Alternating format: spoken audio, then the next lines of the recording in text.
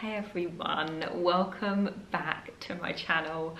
I feel like this video has been such a long time coming. I feel like it's been something every single week I've been meaning to film it, and then another week's gone past and another week's gone past, and I just haven't. I've been back kind of filming reels. If you follow me on Instagram, you will have seen I've kind of been back filming reels, and obviously I filmed a couple of fashion videos during Black Friday, but I just haven't felt like or I didn't feel ready to sit down and properly chat yet. I don't know why, I just kind of felt a little bit like, maybe a little bit in a bubble, and I wanted to sit down and have my first video back as being like chatting through my birth story and introducing you to baby and things like that. Right there, buddy.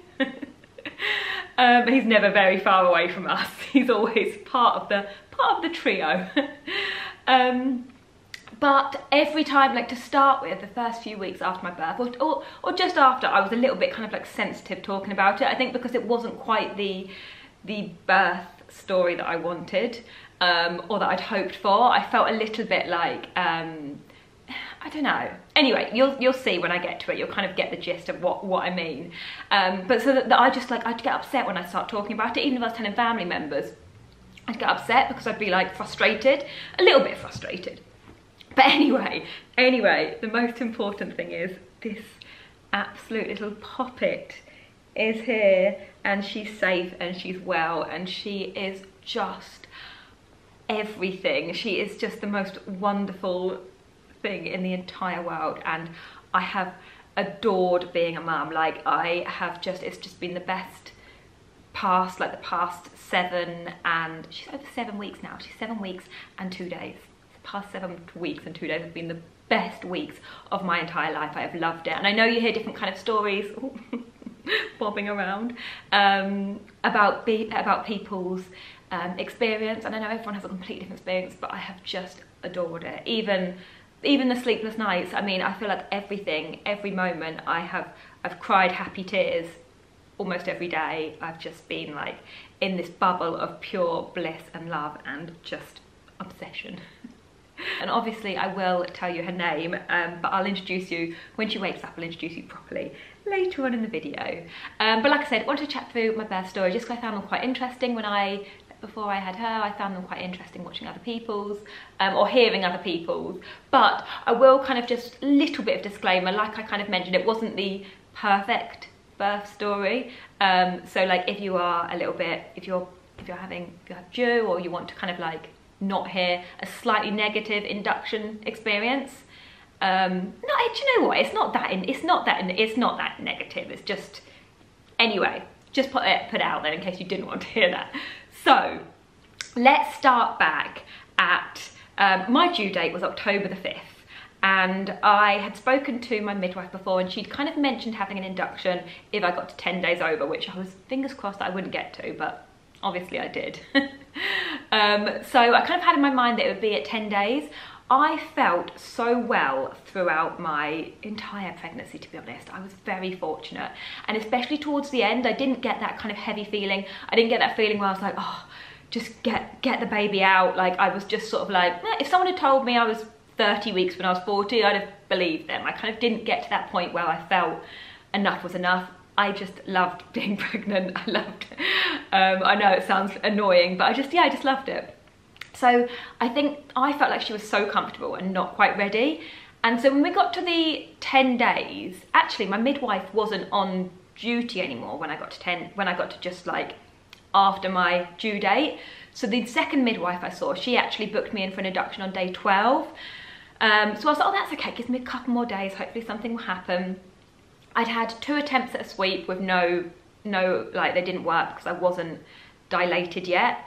So then I had a 3rd attempt at a sweep, I think when I was about a week over. Again, nothing worked. The lady actually came here to the house, and she came to the house and said, right, on the sofa or in the bedroom? And I was like, I guess we'll go through to the bedroom. Just lay there, no towel covering me or anything, just legs akimbo, thinking, gosh, I said, oh, shall I just shut the blinds?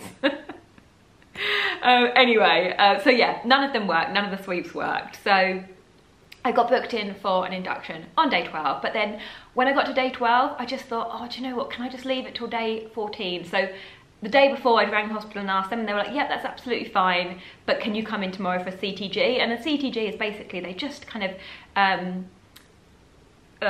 like wire you up and what's it called, like monitor you to check the baby's heart rate and check everything's okay. So I had that on day 12, everything was fine. Lou and I wandered into town afterwards for some lunch and everything was fine and well. Look at her, she is just flat out. And then day 13, they wanted me to do the same thing, so I went in on day 13. It was about 4 o'clock, and again, monitored up, everything fine, heartbeat, and then all of a sudden there was a dip in her heart rate, and so the midwife was a little bit like, I'm a bit unsure why that's dipped so low. It doesn't seem to correlate with your heart rate. Sometimes it can kind of go on to your heart rate instead, and it's sort of that explains it. But they could see my heart rate was slightly higher. Hers had dipped down to I think 70 just for a few seconds, but they were a bit like, I'm going to go and get a doctor to check. The doctor came in and said that she, even though the rest of it looked absolutely fine, because it had just been that little dip and they couldn't explain it, they were like, we want to get you in for an induction tonight if that's okay. And I was a bit like, oh gosh, like, oh, I was just a bit taken aback. So in my head, I was going in the next day to have her. And I even thought something might happen that night, like naturally. So I really was kind of like thinking, oh, come on. And they said, I said, oh, do I have to? Is there definitely something, like, is that definitely something that's not right? Could it not just have been where the monitors slipped, like the little things that you have on you? Could they have just slipped and that's why? And she said, we can't explain it, and I need to mention to you the risk of stillbirth. And so once she'd said that to me, I was just like, okay, I'm coming in for the induction tonight, like, that's what it is. And so I was a bit upset because I was a bit like, oh gosh, like, I'm not ready. Even though I'd had plenty of time to be ready, I didn't feel ready. That night, I was a bit like, oh gosh. So she said to me I could come back home, pack a bag, get my stuff. Obviously I had my bag packed, but you know what I mean, get some bits and bobs and go back in. So I went back in that night, and they didn't actually start the induction that night because the ward, like, they were so short of midwives and it was so busy. And so someone came and spoke to me and said, look, we're going to keep you monitored, but we're not actually going to start the induction until the morning. So I was like, okay, no worries. So I stayed there overnight, and then they came and got me in the morning and took me up for the first stage of the induction, which is basically like, it's like the balloons, so basically you have 2 balloons put in you, one inside the cervix and one outside, I believe. That I should probably have researched this properly. I did have it explained to me. But basically, the idea is they fill them with water, and the idea is to sort of naturally-ish dilate the cervix so that it kind of starts the process, kind of like pushes it open, and then hopefully your body will then kick in and carry it on. So if you are booked in for that stage of the induction, I feel like if you have the balloons, it's kind of a bit, to me, it's a bit like, it's the easiest bit of the induction, really. To be honest, they didn't work. I had them in for 24 hours.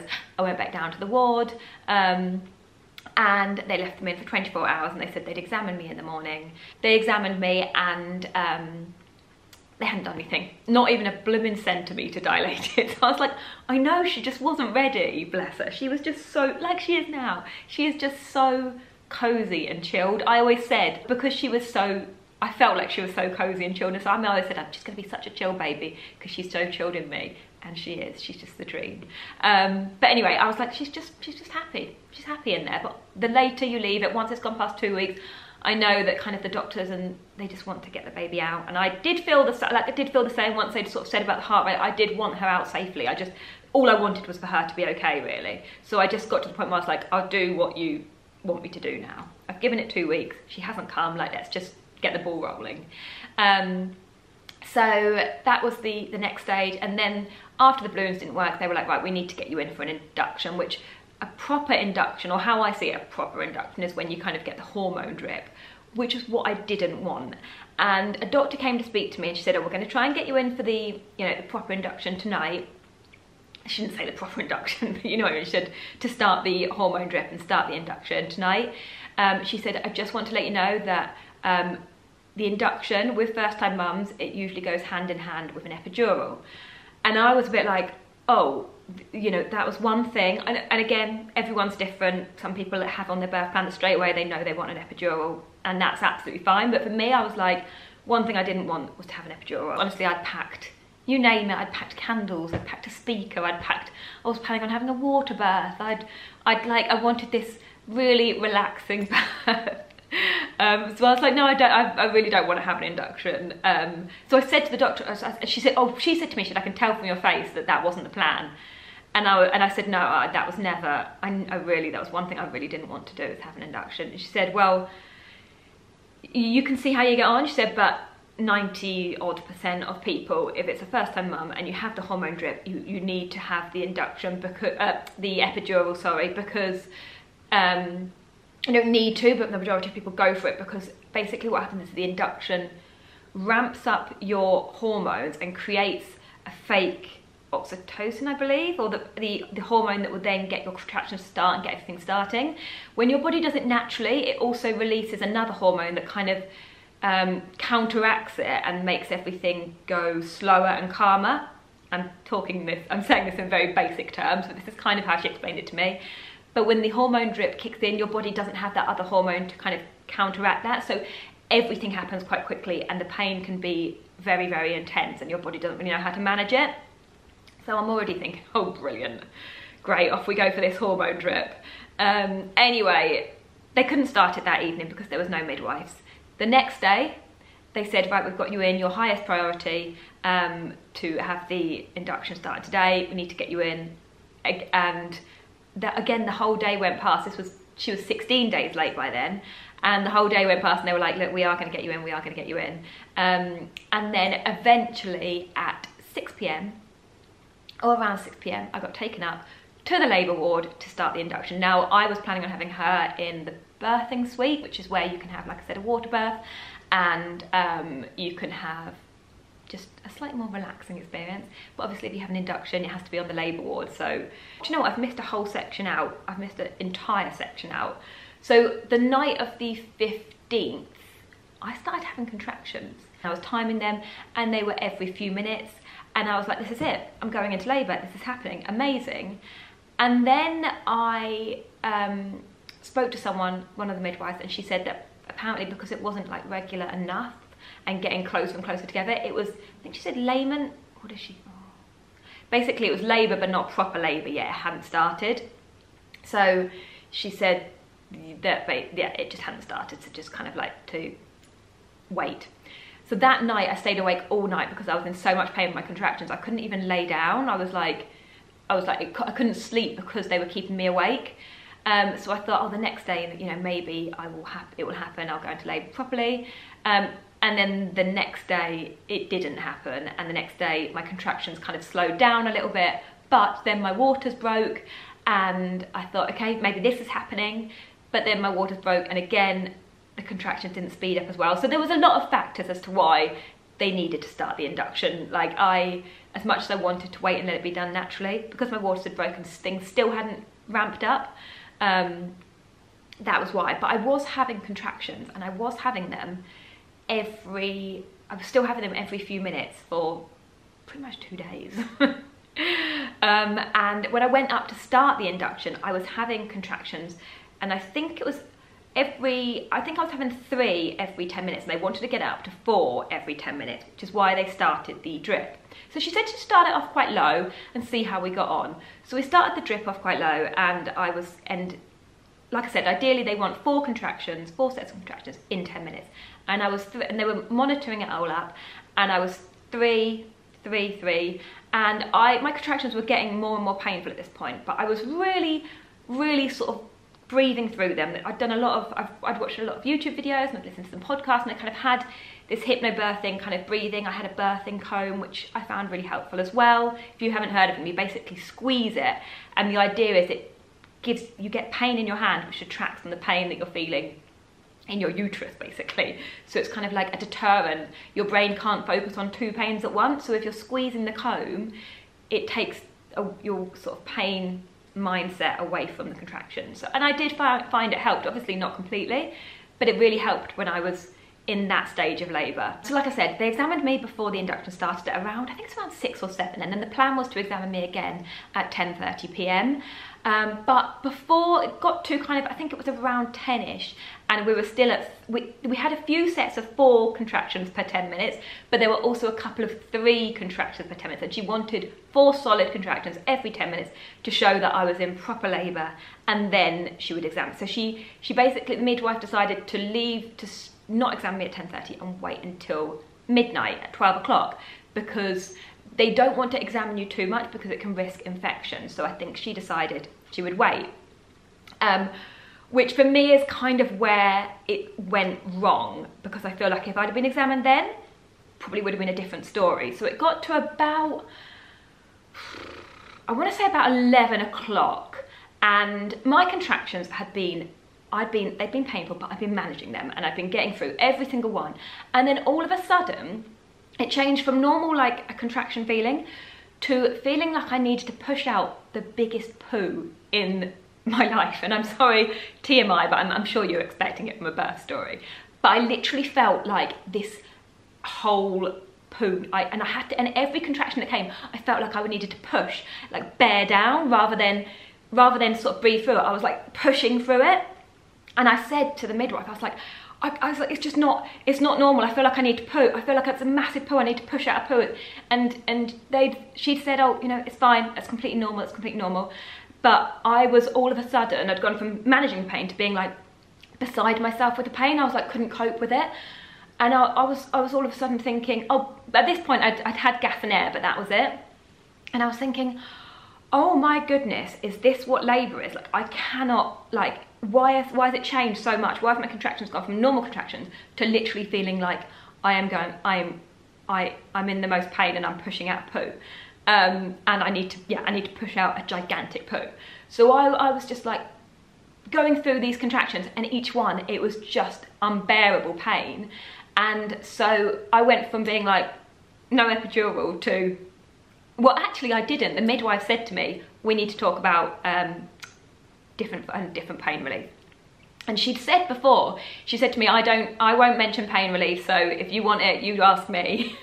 And then all of a sudden she was like, we need to discuss pain relief, you need something else. Because I was so focused that I wasn't gonna have any, but I was like literally writhing in pain.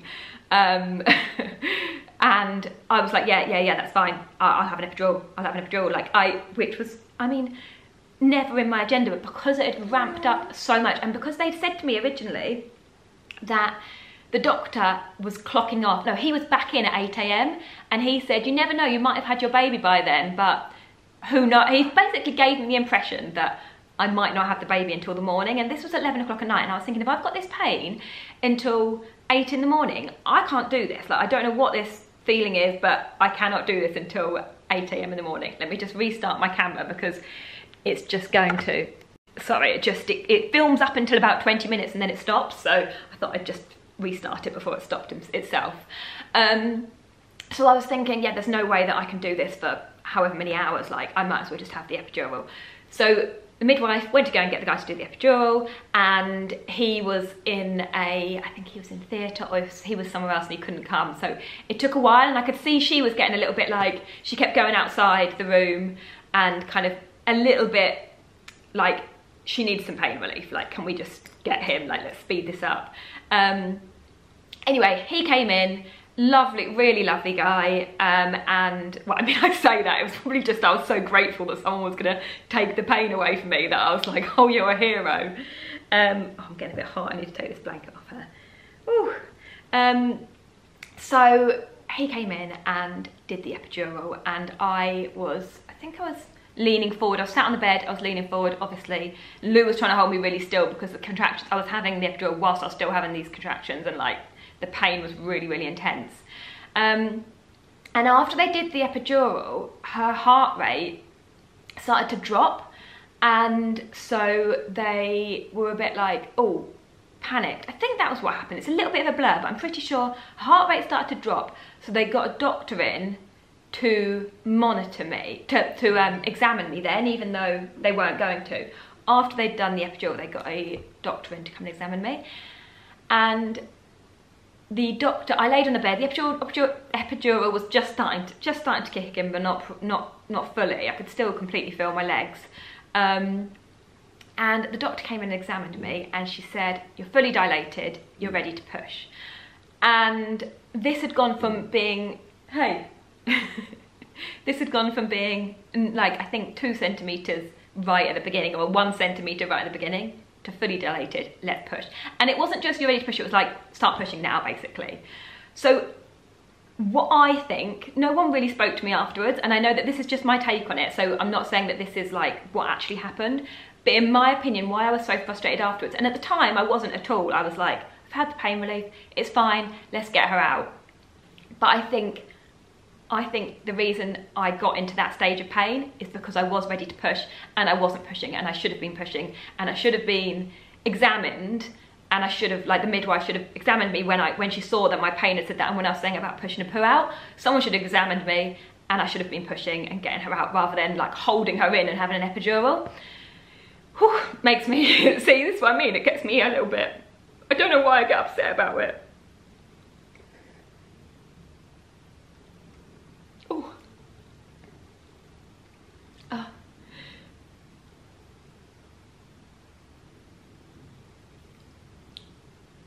I should have brought some tissues.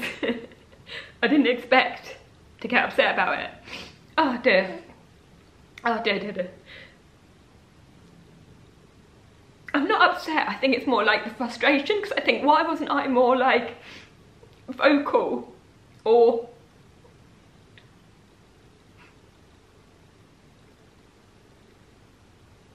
oh dear. I'm like, I think I just felt a little bit frustrated, because I felt like it could have been different if someone had just examined me at that point, and that's why I felt frustration afterwards. I'm okay, like I'm not like, well, I am sad. I'm okay, but this is obviously why I didn't film 6 weeks ago, because I knew that this would happen. I didn't actually think it would happen today, because I've spoken about it since and I've been absolutely fine. I don't even have any tissues to hand. I'll have to use our little muzzy. But I think that was my frustration, because I just felt like I wish that someone had examined me and I'd just been able to push her out. And the reason I'm getting upset is because I think then the next stage of what happened was they were basically like, push, get her out, push as hard as you can, basically. It was more like, her heart rate's dropped, we need to get her out as soon as possible, sort of thing.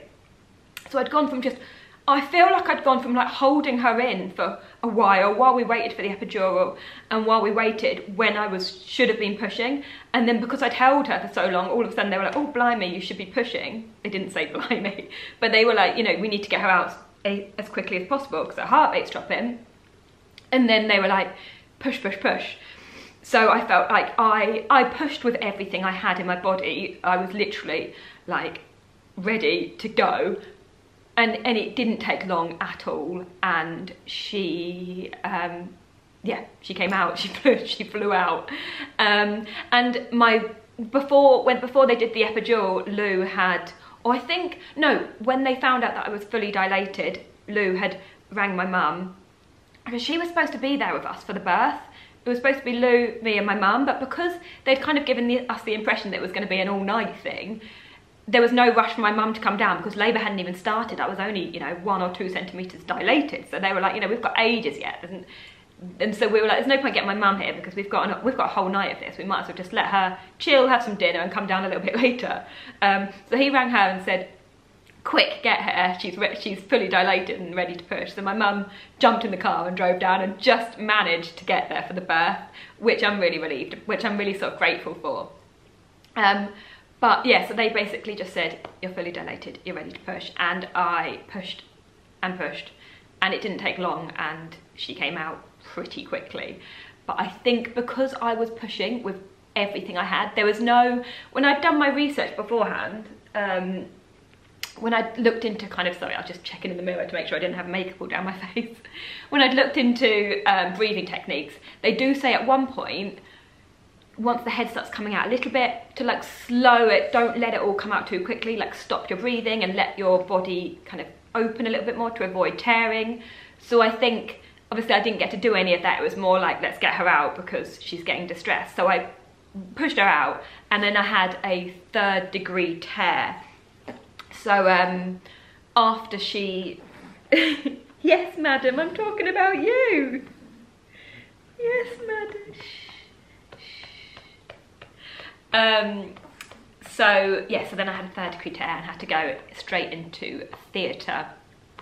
And not straight into, actually, they put her on me, which was wonderful, although I was a little bit, I cry at everything. I only have to like look at her now and I cry. I just adore her. But when they first put her on me, I didn't even cry. I thought I was going to cry, but I didn't. I was just like, I think I was just a bit more shell-shocked. And Lou actually said to me, he said, how are you feeling? And I said, a bit delirious, because it had all happened so quickly. And he said, oh, I'm not surprised, you've lost a lot of blood. And I was like, oh, great, thanks. It's just what you want to hear, isn't it? And so then, yeah, so I did get her on me for a bit and breastfed for a bit, and then they gave Lou some scrubs and took us off to theatre because I had a 3rd-degree tear. So I blame that. I personally think that was due to pushing quite quickly and not managing the pushes. So that was why I just was a little bit frustrated. But I was going to say, like, I'm over it now. I'm clearly not, because I just got upset. But I feel like I'm more over it than I was. I think just afterwards I was just a bit like, I felt so, where I'd had the tear and where it had all happened so quickly, I just felt a little bit like it didn't quite, it could have been different had I started pushing, had I been examined earlier. But I get that they don't want to, because they don't want to risk infection. You're hungry, aren't you? Have you woken up hungry? Yeah, I get that they don't want to, because they don't want to risk infection, but just for me, that I was just a bit frustrated at that, because I think, had that been the case. But I think, to be honest, it was never going to be the ideal birth anyway, because I had to have the induction, because little Miss Stubborn Pants was too cosy inside me. Far too cosy. She was £7.13, which, considering she was 17 days late, because she was born, by the way, she was born at midnight. So actually, before I was due to have the next exam, before I was due to have the examination, that was it. The other examination was supposed to be at 12:30. So she was born at 12:15. So it's just 17 days late. Considering she was that late, she wasn't as big as they expected her to be after, well, that they thought she could have been after being that late. Oh, can you wait? But yeah, that is my birth story. I feel like I must have missed stuff out. So after I went into theatre, the epidural, to be honest, hadn't even really kicked in when I was having her. It definitely helped. It massively helped, but I could still feel everything because it all happened so quickly. And then when they took me into theatre, they really ramped up the epidural. And oh bless her, she needs feeding. I might pause here and feed her and then finish off. But yeah, they really ramped up the epidural, which made my legs completely numb, which, let's come back. Is that better? Is that better, gorgeous girl? She's so smiley now as well. She started smiling. I feel like she started smiling quite early on. I think it was about 4 weeks. I mean, I don't know. I know they say it can sometimes be wind, but I am sure she was smiling. But yeah, she's really smiley now. She's such a happy girl. But where was I? I think I was just saying, basically, I got taken into theatre afterwards, and, oh, pardon you. Taken into theatre afterwards to be stitched back together. And that's when they ramped up the epidural, and I felt I literally couldn't feel anything from here down, and I really didn't like that feeling, which was like, that was the main reason I didn't want an epidural. I just had this fear of the feeling not coming back. That was just in my head. I don't know, I just got scared, and I thought, yeah, I just didn't want one. But like I said, I am just so unbelievably grateful that this little one is here safe and sound, because she is an absolute dream, even if you have just done a little poop. She's honestly just wonderful, and she is so oh. Can you hear that? This is your first introduction on YouTube and you're sitting here doing this.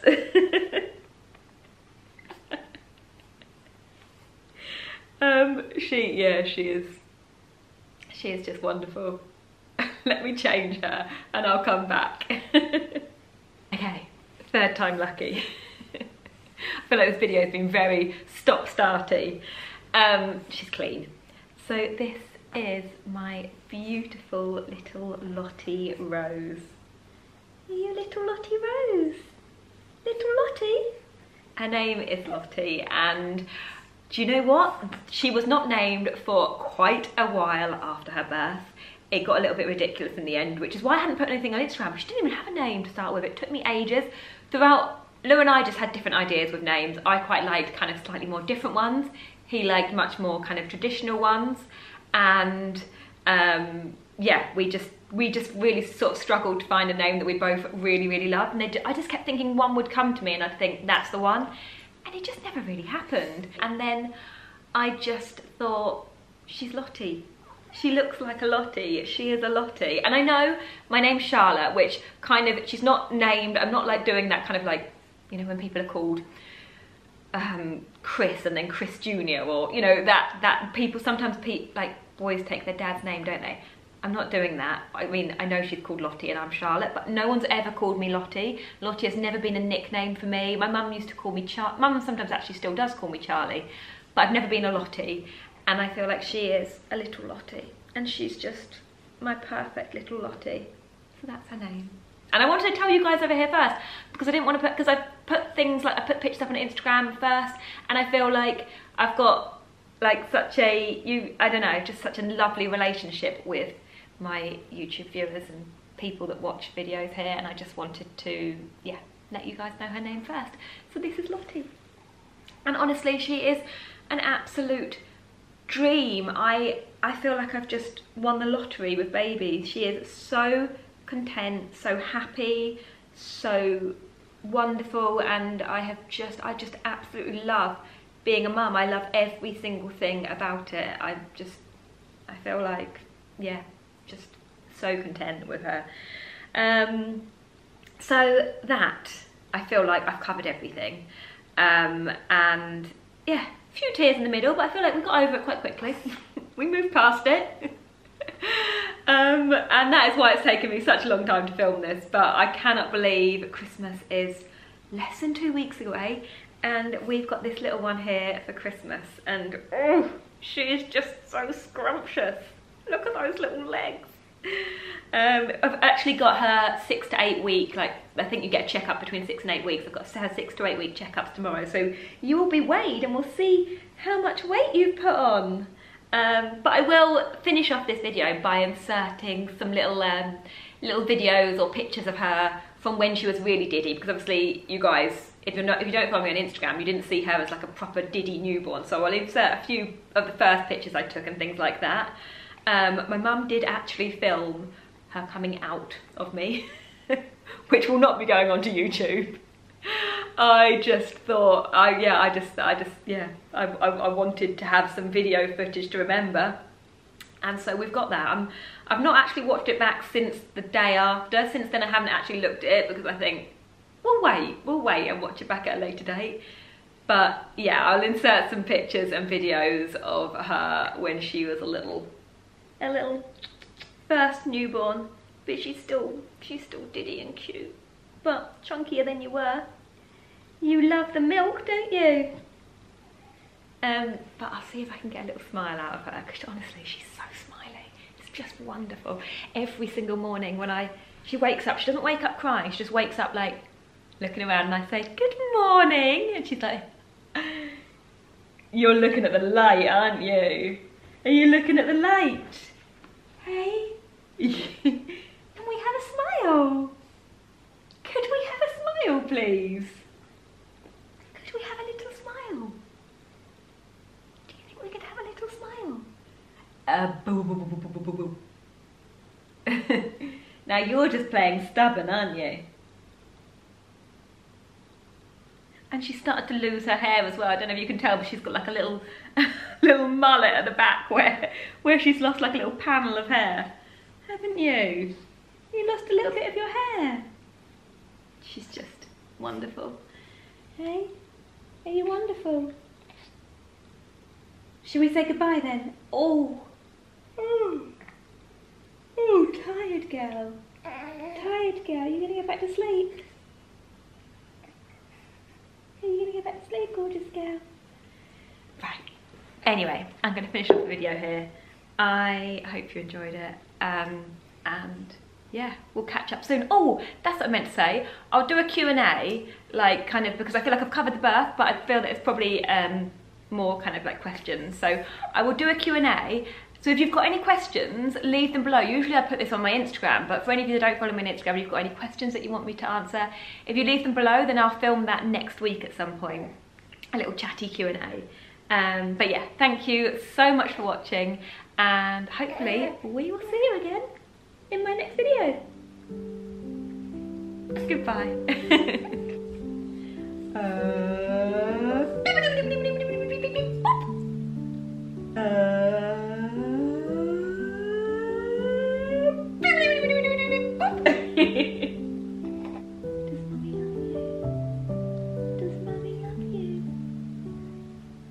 Yes, she does. Yes, she does. Yes, she does.